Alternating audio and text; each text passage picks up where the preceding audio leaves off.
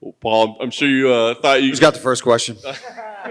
Well done, sir. I'm sure you thought you were done with these, but obviously we appreciate you coming back here. But I mean, you've been talking about this for a long time, but now it's out there in the public, right? You made it. It's official. You said it. What's the feeling like right now? Is it like a load off, or does it feel weird? What's the emotion? Yeah, I think there's that monkey's off my back a little bit. I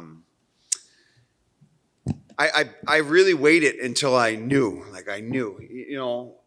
After the Hooker fight, it was kind of emotional, and I lost a fight. I'm far away from home. It was a struggle. But then I did find that fire again when I got the RDA fight, and I went back into camps. I was helping Sean Brady get ready for fights, and I was hitting pads. I was lifting again. I was doing all those things, and then just slowly over time, I just started drifting back towards doing my own thing and really just loving doing this triathlon stuff on my own, having time, seeing my daughter every day after school, dropping her off at school, training in my own little pain cave at home in the garage and getting stuff done. I don't think I'm going to get to the belt.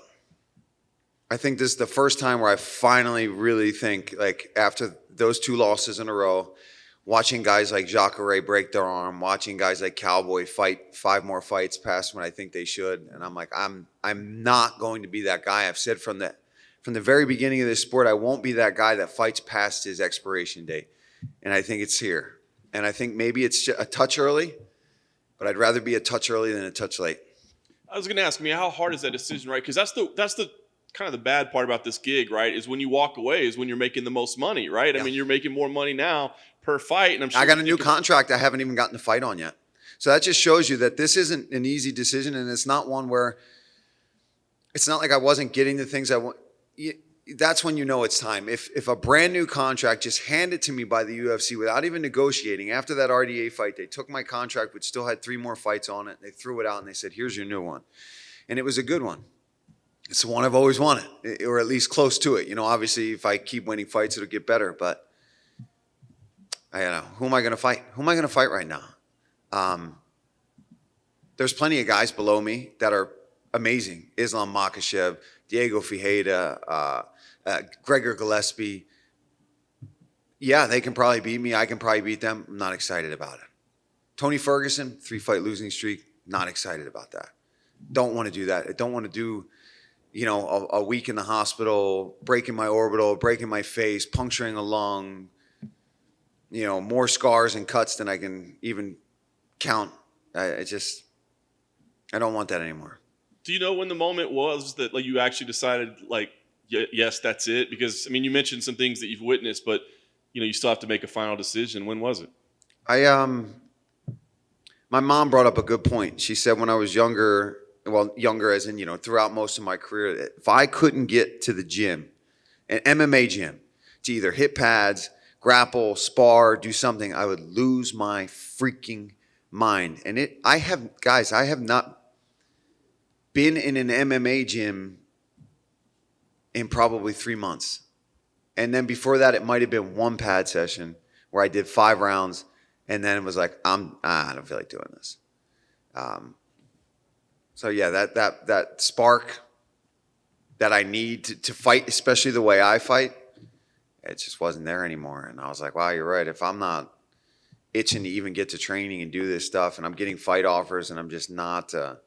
And the only reason it took this long is because I really gave everybody a chance to kind of convince me. And the UFC was really patient with me and really good with me. Sean Shelby called me several times, had a conversation with me to see where my head was at.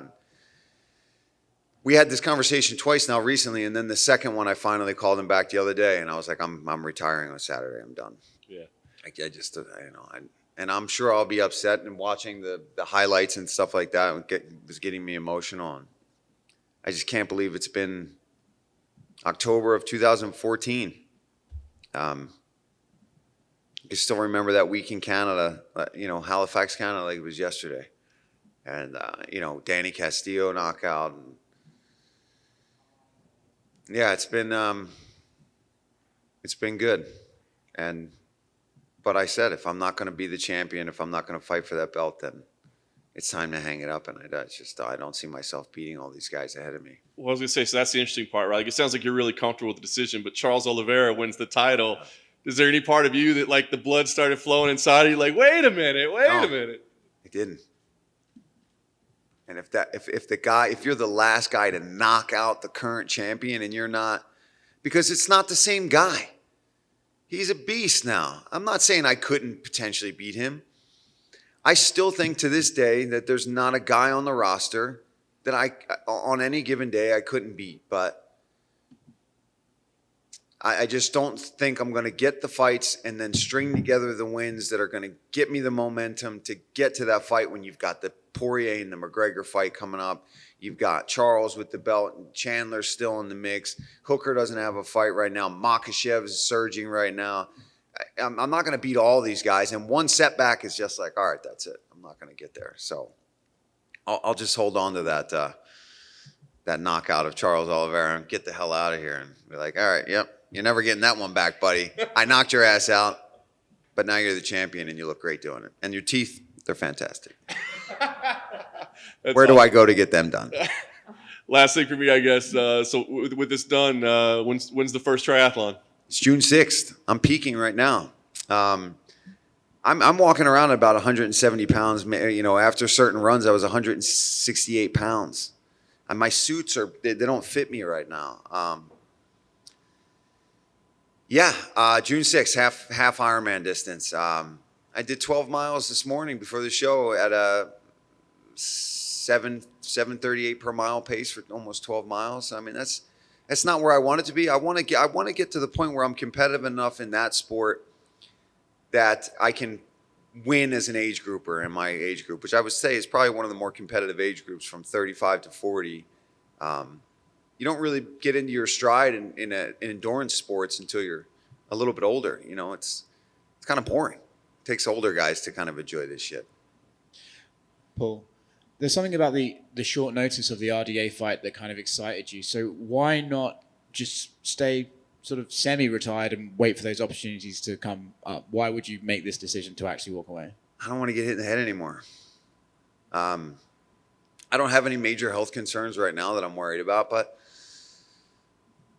you know, I've been in some battles, and I've been in more battles than I've been in the octagon than inside the room. You know, I used to spar really hard, and I've sparred really top-level guys for years and years and years, and I'm creeping up closer to 40 every day, and I want to be able to do sports and do other things and do activities with my daughter and play with my dog and do stuff like that. I don't want to be laid up and getting huge in between fights. And you guys see me some of these, I was almost had like an eating disorder from the amount of weight that I used to cut, because as soon as I was let off the leash to be able to eat, I would go eat 6 bags of candy, 2 boxes of donuts, sitting on the couch with injuries. So now I'm swelling up, just eating and drinking, and I'm enjoying the lifestyle that I have now and staying fit, being lean, and competing in a different way that's just easier for me to do right now,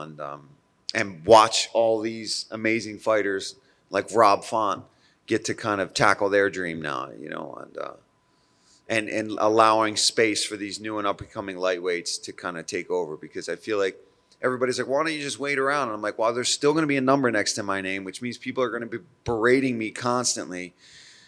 And I was getting so sick of being called a coward, being called afraid, ducking people, which everyone in this room knows goddamn well is not an ounce of truth in that. Did I turn down fights? Yeah, because I don't want to fight anymore, and I couldn't say that because I hadn't officially announced my retirement. So I got all these guys trying to fight me, and all these fans turning on me and telling me how much of a coward I am, when really in my mind it's because I know I'm not going to compete anymore. So that's why it was finally time to be like, all right, I got to clear the air. I got to let everyone know that this is how I feel. And yeah, it hasn't sunk in yet. I'm sure it will. You know, that it's always so like MMA retirements, they never really stay retired and stuff. But I think, are you planning on removing yourself from the USADA pool? Because that's always a good indication that it's over. Yeah, I got to find out how that happens. I think I have to formally write a letter or I think so, something like that. Yeah. Yeah, I will, because I'm sick of them showing up at my house at 6 a.m. too, because just recently showed up like 3 times. Twice it's been a Friday night. a Friday night. I'm like, you're lucky I'm not half in the bag right now. I mean, you get a urine sample, it's not going to have much of any properties in it other than strong Belgian beers. I can tell you that. Last question from me. How would you like Paul Felder, the fighter, to be remembered? As somebody that stayed true to themselves throughout their career and left no stone unturned and tried to be and fought to be the champion my whole career. I never fought for anything else other than to try to be the best.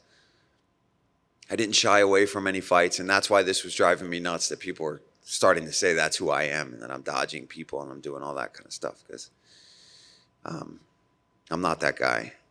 And somebody that brought it every single time, no matter who they were in there with, and had no quit. Somebody that had zero quit. That's how I'd like to be remembered. Zero quit in them. There's a lot of people that would have quit in so many of the fights that I was in with some of the injuries that I was dealing with. And not only did I not quit in some of those fights, but I won some of those fights. I mean, I won with a punctured lung. I damn near won with a broken tibia or ulna bone. I had a fracture in my right eye, 2 fractures in my right eye against Dan Hooker in the first round, first couple minutes of the fight. So, yeah. Yeah. He's like, I stole him from the set. So I gotta bring him back. Peace out, guys. What's that? Yeah, maybe. Yeah. CFFC? Yeah. Yeah. I was talking to Rob about showing up, so maybe I'll see you there. All right. I got to focus on the race, though, so I got to keep the beers, light beers, like Michelob Ultra. All right. I mean, Modelo.